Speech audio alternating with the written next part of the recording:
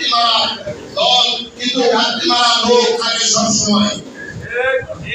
তাদেরকে তিনি ঘুঘু বলে উল্লেখ করেছেন, সেই ঘুঘু থেকে সাবধান থাকতে হবে। বারবার যদি আমাদের এই ঐক্যকে নষ্ট করার চেষ্টা করেছেন আপনারা, বারবার যদি আপনারা সেই কর্মকাণ্ড অব্যাহত রাখেন, আগামী দিনে আমাদের প্রেরণা তারেক রহমান বলেছেন, আগামী রাজনীতি আগামী দিনের জাতীয় নির্বাচন সেটি কিন্তু সহজ হবে না। আমাদের মাথায় রাখতে হবে স্বৈরাচার চলে গেছে বলে আপনারা একটা সাধারণ বাগান পেয়ে গেছেন। এখানে ষড়যন্ত্র অব্যাহত রয়েছে, সেই ষড়যন্ত্রকে মোকাবেলা করার জন্য ঐক্যবদ্ধ থাকার বিকল্প নয়। আজকে এই স্বৈরাচার হাসিনা যদি বিদায় না নিত, আজকে আপনারা এত লোক একসাথে রাজনীতি করতে পারতেন না, আপনারা বিভিন্ন সুবিধা নেওয়ার কথা ভাবতে পারতেন না। অনেকেই কিন্তু সেই সময় বলেছেন আমার কোনো সুবিধার দরকার নেই ভাই, শুধুমাত্র শেখ হাসিনা গেলেই চলবে। আজকে শেখ হাসিনা দেওয়ার পরে আপনাদের সুর কেন বদল হয়েছে? আপনাদের এখন ওইটা লাগবে, এইটা লাগবে, ওইটা লাগবে, এই পদ লাগবে, ওই সুবিধা লাগবে। কেন রে ভাই?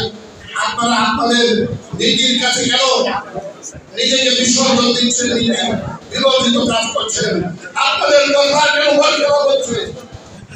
সময় আসুক, আমাদের বাংলাদেশ জাতীয়তাবাদী দল আগামী জাতীয় ইলেকশনে সুষ্ঠু নির্বাচনের মাধ্যমে যদি সংখ্যাগরিষ্ঠতা পায়, বাংলাদেশের মানুষের ম্যান্ডেটকে যদি রাষ্ট্র পরিচালনা করার দায়িত্ব পায়, আপনাদের যে সকল আপনারা যে ক্ষতিগ্রস্ত হয়েছেন বিভিন্নভাবে স্বৈরাচারের দূষণদের দ্বারা, সেই ক্ষতিগুলো কিন্তু আপনারা যদি স্বাভাবিক নিয়ম প্রতিষ্ঠিত হয়, সেই ক্ষতি কিন্তু স্বাভাবিকভাবে আপনাদের বুঝে যাবে। অনেকের জায়গা দখল হয়েছে, অনেকের পুকুর দখল হয়েছে, পেনশনারি দখল হয়েছে, সেগুলো কিন্তু এমনিতেই ক্ষতি পাবেন। আজকে উনি প্রেরণা দিয়েছে বলে, অনুপ্রেরণা দিয়েছে বলে আজকে আমরা সংগঠিত হতে পেরেছি ভাইয়েরা আমার।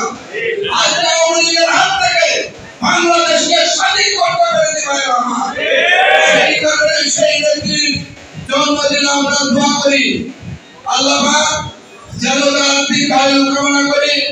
সাথে সাথে উনি আমাদের প্রেরণা, উনি আমাদের শক্তি। উনি যদি বাংলাদেশে থাকে, বাংলাদেশের মানুষেরা যে কোনো শক্তিকে পরাজিত করতে পারবে।